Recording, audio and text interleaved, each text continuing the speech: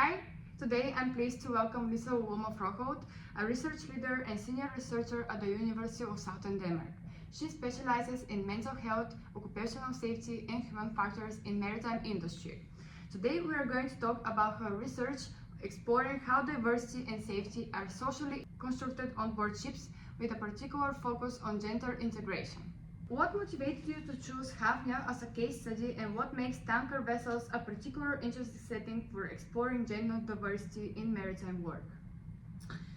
Well, I chose Hafnia as a case study. Well, it actually chose us. It was Hafnia that reached out to researchers in Denmark to ask if anybody would be interested in undertaking this task.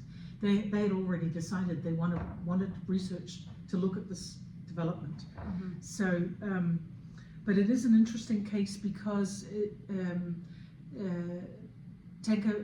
this is not something you usually see in tanker vessel companies that open the door so that you can go and have a little sneak peek behind the curtains. In their organization, I mean, we were at 3 of their land offices and we were on board 7 of their vessels to get a good idea of this, what they call the Maritime Culture Lab project. So I think it has something to do, of course, with the segment. It's important that we have research from this tanker segment on how to do diversity, but also how you work with bullying and harassment, which is something that I've worked with before. And it is a company that just wants to learn. Mm-hmm. So that is, of course, also an interesting door in. Mm-hmm. The maritime sector is often described as traditionally male-dominated. How do long-standing gender norms shape the experiences and expectations around competence, roles, and safety on board of both male and female seafarers on board? Okay, yeah, that's a long question. Yes, it is traditionally described as male-dominated. It certainly is. And these long-standing norms, how they shape the experience and expectations. Well, for example, there is an old superstition out there on board that if there is a woman on board, she brings bad luck. Mm-hmm. And unfortunately, these old superstitions, they have a way of surviving generations. The way to work around some of these long-standing norms is to, of course, talk about them. Talk about them at crew seminars, talk about them in management, talk about them on board, if you want to change them. Another way of changing, for example, this kind of norm is the power of example. We saw this umpteen times during the study. Men coming on board thinking, I do not want to be here. Women have no place being here, and I don't want to be here. And then suddenly seeing how women contribute, how women can heave the ropes, how women are contributing in meetings, how they are completing some of the reporting that they have to do, managing the vessel, and their minds change. And they forget about the norm or their prejudice or their bias or their resistance towards women, and they feel the atmosphere of how it becomes more soft, more maybe congenial. And when they feel that changes their mind. So I think these examples, they also need to be retold. Mm-hmm. And they are. I remember one time I was on board one of the vessels. We were on the bridge. There was a pilot operation underway, and suddenly one of the officers says, "Captain, she's doing it again."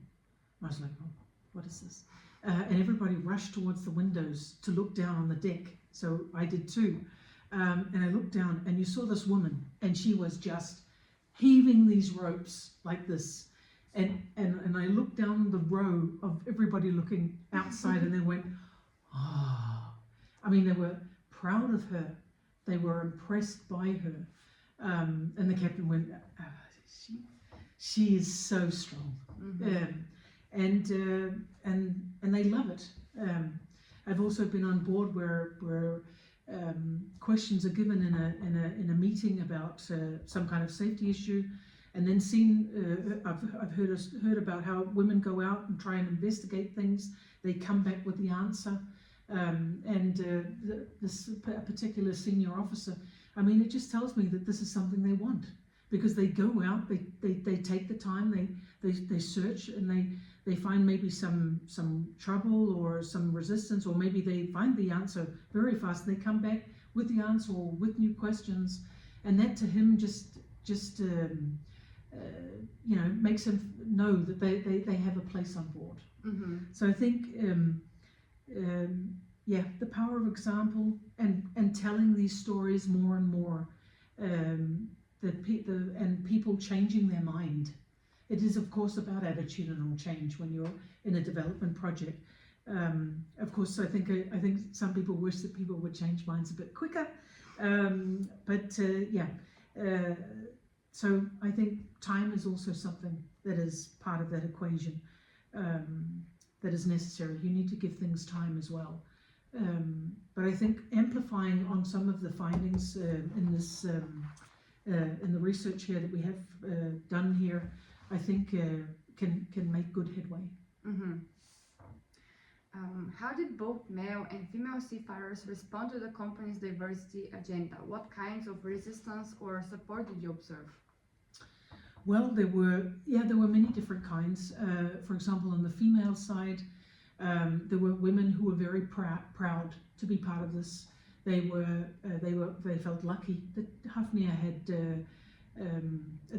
found a company that wanted to focus on women, and they were happy to be part of this project. They felt that they were also agents of change, changing the face of the maritime industry, the work practices on board. There are also those who felt very strong because they were on board a vessel. They were contributing. They were taking part in the hard and heavy work, the long work days. And there were also those who just loved the crew. Some of them crying when somebody was leaving because they had to go home on leave, because they're just so intertwined in each other, and they work so well together. There are also those who don't want the attention. They just want peace and quiet, and they want to get on with their work, and they're sick and tired of having to talk about seafaring as if it's with males or females. It's a job, and they love it, and they just want to be left alone to get it done. Some of the resistance, there are men who argue that women can't be on board because they just don't have the physicality, and they fear that something could go wrong. And there are those who feel that it's unfair that the women come on board because the men have to do far more work because they're there. There were some instances where male seafarers get called up in the middle of the night while they're sleeping, or during the day if they had night shift, and asked to come up and help, even though there's a female on watch, because they need the more physicality. So, and there are those. Part of the Hafnia strategy was to fast promote some of these females. And while some of the men disagreed with this strategy because they felt that some were being promoted even though they didn't have the experience of some of the male seafarers, but I think it was they of course do it in a responsible way. They don't promote somebody who shouldn't be there, but I think it was an important thing to do in this project here, because something that also helps change is role models. And when the women could see, they could look up at the captain and they could see her, look at her, and that could be me, or the officer on deck, or the chief officer. So they see that it can actually happen. So they can decide, well, I want to be in the industry. I can be in this industry and have a career progression because it's possible to become a female officer. So I'm going to invest my years here. And this is also something that we need in the industry to maintain a sustainable workforce. I mean, Hafnia also looked in the Drury report, the BIMCO reports, all these reports talking about how there's going to be a seafarer workforce loss in the future. We won't be able to recruit the people that we need. And so beginning to focus on recruiting women is also a way of making your business sustainable, to see what kind of workforce is there out there and how can we help it, support it on board, so that they want to vest their work years, and stay with us at Hafnia. Mm-hmm. An interesting tension in your findings is female seafarers rejecting special attention versus some arguing for special treatment on board. How do you see this tension playing out in practical daily life on board? There were some about, for example, some who didn't want special attention, but there were also some who wanted special attention, mm-hmm. who came out and were, as some have called them, little princesses, and they believed that they could get, they should have special attention because they were women on board, and they were part of this project, that they were entitled to it. But I think there are also some of the males that felt that women got special attention and the kind of attention that they wanted themselves. For example, Hafnia had created a support channel where once a month there was an online talk. All the women in Hafnia meet, discuss issues, talk together, and the women loved this, were grateful for the support. And some of the men were like, they don't support us in that way. Why don't they do that? Mm-hmm. And this was also some of the things that we talked about with Hafnia afterwards. I think this project has also shown that the men also want mental health support. They also want social support in a job that can be very demanding. So I think that there were many different things that arose out of this that you could have expected, but also that we didn't. Mm-hmm. You emphasize that diversity and safety are co-constructed and socially embedded. Can you elaborate on how safety practices on board are linked to gender inclusion? Well, I think the idea of that Hafnia has of this open learning culture is gender inclusive, because the women are seen by many as very curious and communicative. So they want to talk about the tasks that they're doing. Okay, so if they have a toolbox meeting, so here is the task, they want to talk about it logistically, how it's planned, how it's done, what comes first. And while many men have maybe done this for many years, there can be issues, there can be little things that can be talked about to make the discussion more inclusive of everybody, so that then when they leave the room and go out to undertake the task, that it is a task that can be performed by everybody together. So I think the dialogue that they have, I think, is very co-constructive and relating to safety. I think it's very gender inclusive, and because the women talk, the men also talk. It also entices them to talk. So I think these little subtle differences become collaboratively something that is visible. Mm-hmm. And changes the way that they used to do things. Mm-hmm. The measures like two-piece bodysuit, smaller gloves and shoes, how were these introduced? How accepted were they? And what do they tell us about the broader culture of safety and inclusion? Yep. Well, for the first, I think they tell us that Hafnia is a company that wants to give some kind of structural support for the women to be out there. Obviously, a two-piece boiler suit is easier for a woman to wear if she has to use the lavatory, for example. But I think and some of the men even asked for some of these boiler suits. So I think the introduction of it is something that women welcome, because it shows them that Hafnia wants to go that extra mile to make them feel good and on board, and make it easier for them as they undertake the tasks that they do. So it becomes a symbol of gender inclusion, if you will, and I think the whole issue of clothing. I mean, the distribution offices can't even keep up with it, with the production of these. But having said that, I mean, ships are built for men. Work clothes are also built for men. So even if you find a small size of an overall that a woman can fit, it's still not fit for a woman's body.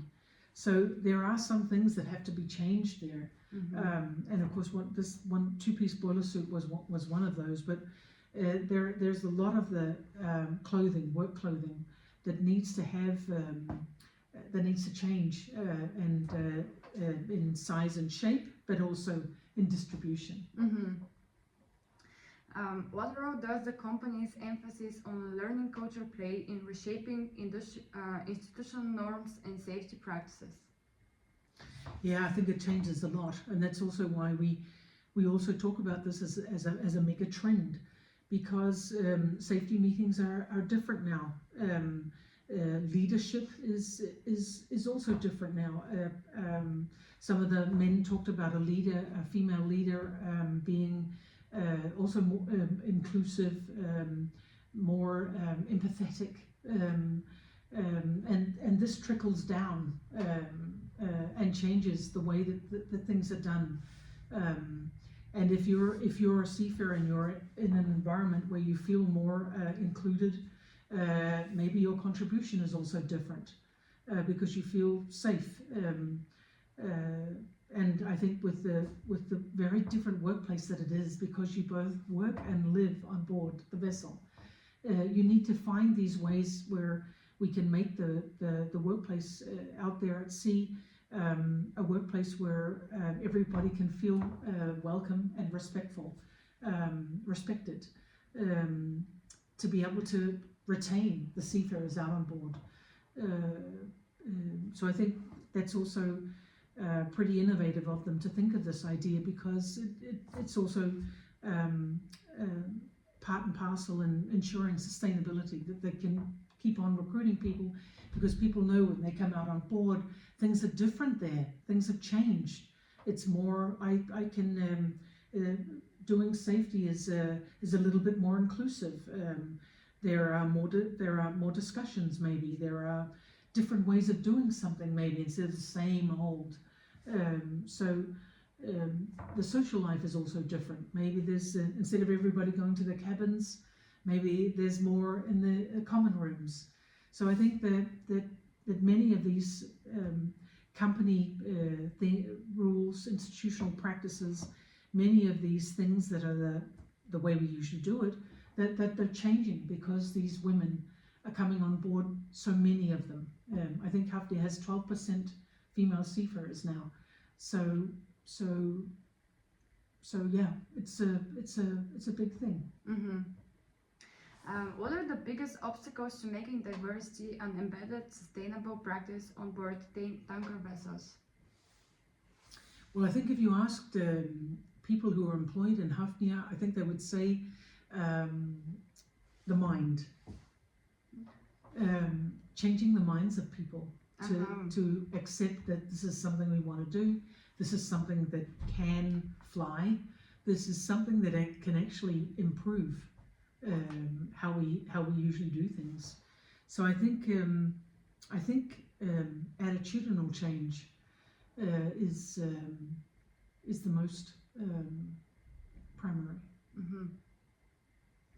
Are there policies or regulations that either enable or hinder what you observed at Hafnia?